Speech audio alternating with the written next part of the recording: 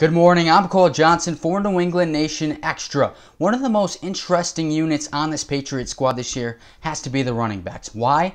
It's not just the talent from top to bottom, but they have something to prove. And if this team is going to win some football games, defend their AFC's crown and possibly go to the Super Bowl again, they're going to have to score, and their rushing game needs to stand out, especially with a new quarterback.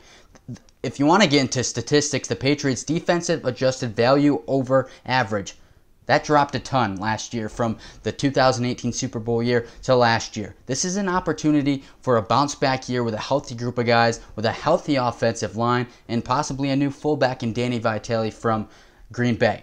You have a core of returners. We'll call them the locks on the depth chart, and we'll start with Sony Michel.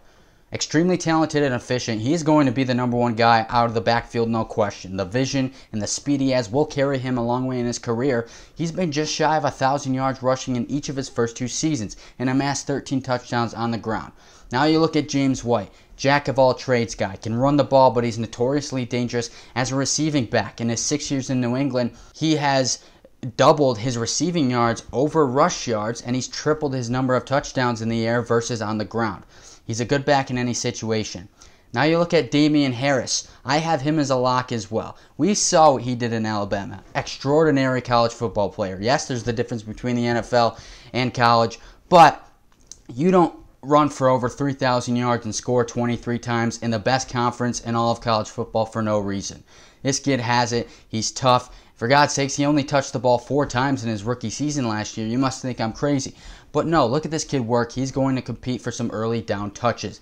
Now you look at Rex Burkhead and Brandon Bolden, also listed as running backs on this squad. Rex Burkhead, huge production last year when they needed him to. You can never count him out. He has a good head on his shoulders, and he can be a difference maker on the field, receiving or running the football. He had a good year last year. But I just don't see him as a solid lock as an early down touch guy as much as I do Damien Harris. As for Brandon Bolden, he had a share of rushes early on in his career. He had some production last year, but he's more of a close distance runner. 3 touchdowns in the red zone last year.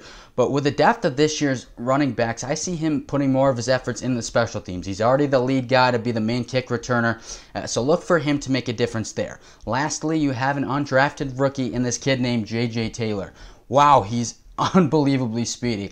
He can break out at any moment. A lot of 60 to 70 yard runs last year at Arizona. The biggest concern is his size. He stands at 5'6", 185 pounds, very small, but he's tough and he's scrappy. And you get him out in space, he is gone.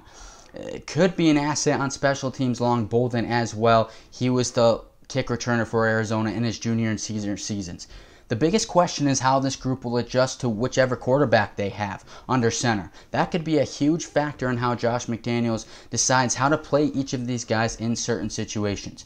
Nonetheless, it's a talented group, and it's a group I'd be excited to look out for.